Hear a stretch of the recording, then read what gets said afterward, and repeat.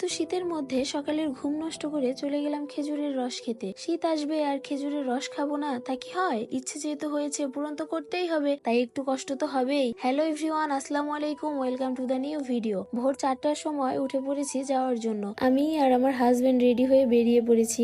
এদিকে আমার ছোট ভাই আর তার কিছু ফ্রেন্ডও আমাদের সাথে যাবে। আমার ছোট ভাই আমাদের জন্য ওয়েট করতেছে, ওদেরকেও নিয়ে নিলাম। এখন সবাই মিলে যাচ্ছি। আমাদের বাসা থেকে খেজুর বাগানে যেতে প্রায় 50 মিনিট লাগে। আসলে আমি গত বছর থেকেই যেতে চাচ্ছিলাম, কিন্তু কে নিয়ে যাবে?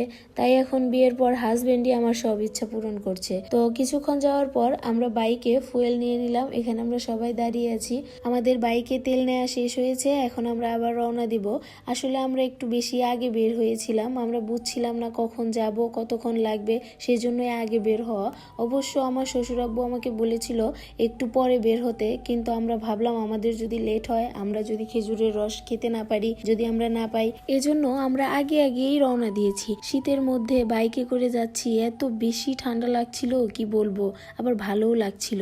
রোডে কোনো গাড়ি ছিল না, কি সুন্দর একটা নেচার। তো ভোরের সকাল দেখতে দেখতে আমরা যাচ্ছি। নিউ একটা এক্সপিরিয়েন্স হলো। আসলে লাইফে সব ধরনের এক্সপিরিয়েন্স নেওয়াই অনেক দরকার। এখন চলে আসলাম খেজুর বাগানে।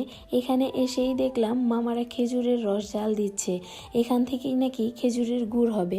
তারা একদিকে গুড়ের বানানোর প্রসেস করছে আর আমাদের হাঁড়িটা আমাদের দিল। আর হ্যাঁ, আরেকটা কথা, খেজুরের রস কিন্তু আমাদের জন্য আগে থেকেই অর্ডার দেওয়া ছিল।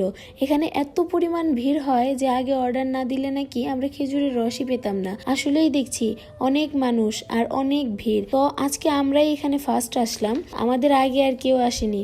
আমরা আসার পর দেখলাম একে একে অনেক মানুষ আসছিল। খেজুরের রসগুলো মামারা আগে থেকেই কালেক্ট করে একটি ড্রামে ভরে রাখে। দেখো তারা একে একে প্রত্যেকটা ড্রামের রসগুলো ঢেলে দিচ্ছে। একদিকে গুড় বানানো হচ্ছে আর আমরা সবাই এখানে আগুন তাপাচ্ছিলাম। এত পরিমাণ শীত, সবাই তো ঠান্ডায় একদম শেষ। আসলে গ্রামের মজাটাই অন্যরকম। এই দেখো এখানে আমিও একটু হাত গরম করে নিচ্ছিলাম আগুনের তাপে। এখানে প্রত্যেকটা হাঁড়ি আগে থেকে অর্ডার করা রাখা ছিল। কথা বলতে বলতে দেখো গুড়ের প্রসেসটা হয়েই যাচ্ছে, কেমন বাবল বাবল উপর দিয়ে, তাই না? একদিকে রস জাল করা হচ্ছে আর মামারা সকালে খাবে জন্য চুলায় ভাত বসিয়ে দিয়েছে।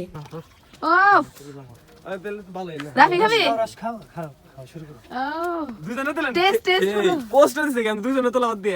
ভিডিও করতেছি।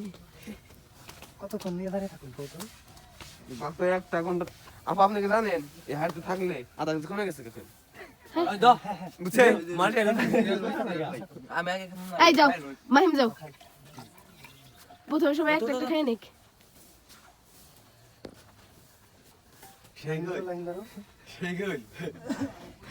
না 100 সেরাম লাগে। ও কি চা খাইতেছে নাকি?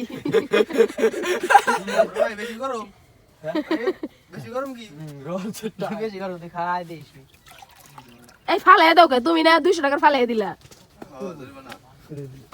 আমরা এক হাঁড়ি নিয়েছিলাম, আমরা ছিলাম 7 জন, তো আমাদের জন্য এক হাঁড়ি বেশি হয়ে গিয়েছিল। আমি তো একটু খাওয়ার পর আর খেতেই পারছিলাম না, সবাই দেখছিলাম বেশ মজা করেই খাচ্ছিল। তবে আমার কাছে খেয়ে এত টেস্ট লাগেনি, যদিও আমার কাছে একটু গন্ধ লাগছিল, তবে বাকি সবার কাছে নাকি অনেক ভালো লাগছিল। কার কার কাছে খেজুরের রস কেমন লাগে আর কে কে আমার মতো সকালের ঘুম নষ্ট করে খেজুরের রস খেতে গিয়েছো, সবাই কমেন্ট করে জানাও। আজকের ভিডিও এই পর্যন্ত, সবাই ভালো থেকো, আল্লাহ হাফেজ।